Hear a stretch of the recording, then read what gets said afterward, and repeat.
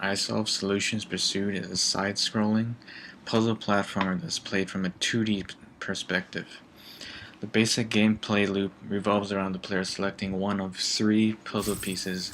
We have a crate, an I-beam, and a rock, and then using and placing these objects to get past the variety of obstacles that we have in the game. For example, there might be a pit or laser that impedes the progress of the player, and the only way to get past one of these hazards would be to either use the crate or I-beam to essentially make platforms on the fly. This makes for a very dynamic gameplay experience.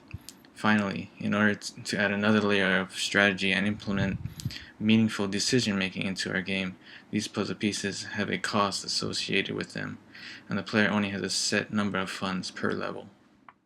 Hi, I'm Derek Prate. I'm the lead level designer for Team iSolve. The evolution of our game has been really interesting over the past 4 months. We knew we wanted to do this 2D side-scroller puzzle piece placement game, but we weren't really sure how to do it. And our third piece originally was actually a ladder or a stairway, but as we started playing through, we realized this was really unnecessary since the box and I-beam worked so well. So we actually added a rock for pressure plates. And as we went through more gameplay with the rock, we realized this wasn't used anywhere else. So as we were trying to brainstorm functionality for that, Mark actually discovered that, hey, we can move K-actors with these. So we were able to then work some K-actors into the level to help kind of shore up this short area in gameplay and this limited functionality for the rock, and it really saved us as we went along. Hello, my name is Scott Fine, and I am the Unreal scripter for Team iSolve. The first cool feature I want to talk about is the ability to use hotkeys to switch between the box, the beam, and the rock. That's using 1, 2, and 3 to switch on the fly whenever, wherever.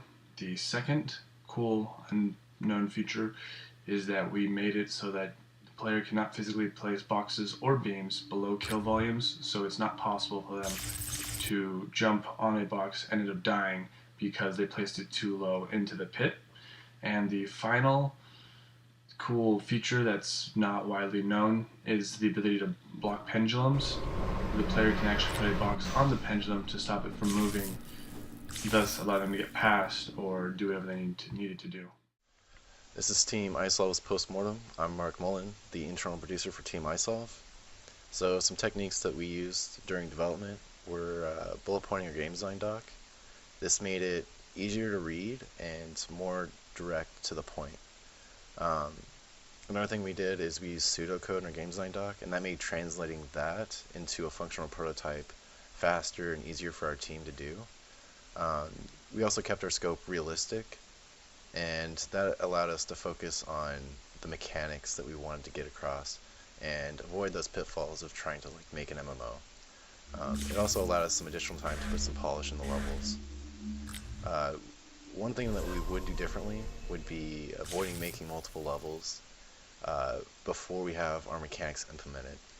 And that's just to make it faster and easier when we're putting mechanics in multiple levels, instead of having to go into each one and put those in when we make changes. Hello, my name is Amber McCausley, and I am the lead Kismet scripter for our final project, iSolve.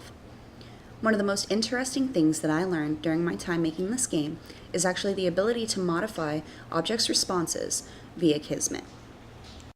What I mean by modifying an object's response is that we have these items called pressure plates, and they respond only to the rock.